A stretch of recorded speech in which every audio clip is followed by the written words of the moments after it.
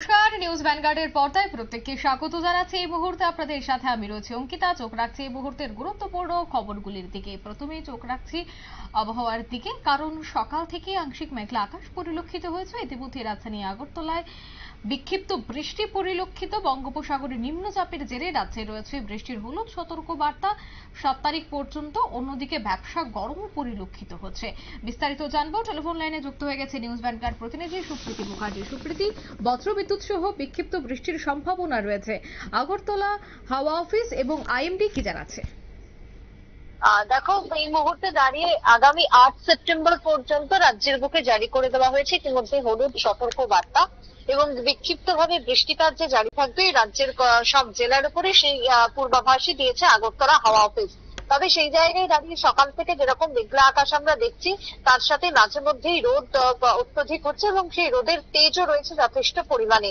ইতিমধ্যে তোমার গতকালকে সকাল থেকে রোদ থাকলেও বিকেলের পর আচমকা বৃষ্টি, আর সেই বৃষ্টিতে কিন্তু এক প্রকার দেখা যায় যে বানভাসী কিছুক্ষণের জন্য হলেও অবস্থা হয়ে গিয়েছিল শহর আগরতলার। বেশ কিছু জায়গাতে জল জমে যায়, যদিও মুহূর্তের মধ্যে সেই জল নেমেও গিয়েছিল।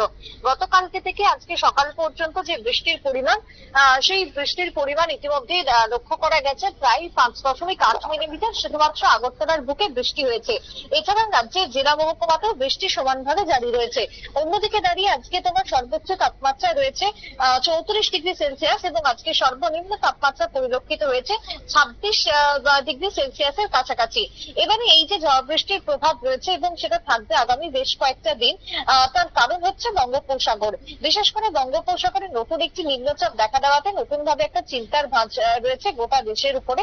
তবে এখনই পর্যন্ত তার জন্য আলাদা করে কোনো সতর্ক বার্তা নেই। আপাতত এই বৃষ্টির জেরে তোমার যেটা সব থেকে বেশি পরিলক্ষিত হবে, এই বৃষ্টিকে কেন্দ্র করে তোমার ইতিমধ্যে রাজ্যের এবং তার সাথে দেশের বেশ কিছু জায়গাতে তোমার বজ্রবিদ্যুৎ সহ ভারী বৃষ্টিপাত পরিলক্ষিত হবে, এমনটাই কিন্তু ইঙ্গিত দেওয়া হচ্ছে।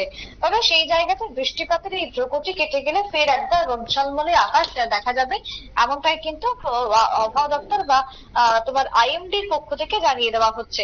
তবে সেদিক দিয়ে দাঁড়িয়ে তোমার বঙ্গোপসাগরে নতুন করে যে নিম্নচাপ রয়েছে, সেই নিম্নচাপ এখন বর্তমানে মধ্যপ্রদেশের উপরে এবং তোমার বিদর্ভে সুস্পষ্ট নিম্নচাপ উত্তর পশ্চিম দিকে এগিয়ে নিম্নচাপে পরিণত হচ্ছে, যেটা মধ্যপ্রদেশ সংলগ্ন এলাকাতে লক্ষ্য করা যাবে।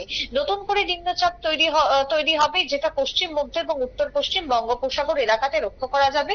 মৌসুমী অক্ষরেখা নিম্নচাপ এলাকা যেটা মধ্যপ্রদেশের উপর দিয়ে একেবারে দক্ষিণ পূর্ব দিকে এগিয়ে যাবে এবং বঙ্গোপসাগর পর্যন্ত সেটা ধীরে ধীরে বিস্তৃত হবে। তাই এই যে নতুন নতুন বেশ কয়েকটি তোমার যেহেতু রেখা আবারও সক্রিয় হচ্ছে, তাই আগামী দিনে তোমার একটা সম্ভাবনা থাকছে ভারী বৃষ্টির। তবে মৎস্যজীবীদের ক্ষেত্রে নতুন করে কোনো সতর্ক বার্তা আপাতত নেই।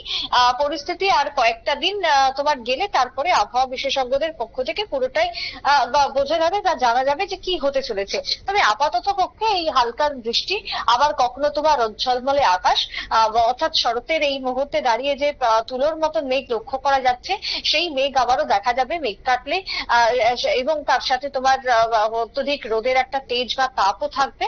তাই সব মিলিয়ে আবহাওয়ার এখন খামখেয়ালিপনা যে পরিলক্ষিত হবে, সেই ইঙ্গিতই দিচ্ছে দেশের মৌসুম ভবন।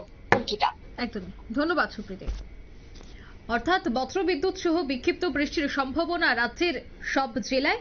ইতিমধ্যে বঙ্গোপসাগরে নিম্নচাপের জেরে রাজ্যে রয়েছে হলুদ সতর্কতা, সেই কথাই জানাচ্ছে আগরতলা হাওয়া অফিস। নিয়ে নিচে ছোট্ট একটি বিজ্ঞাপন বিরতি, সঙ্গে থাকুন।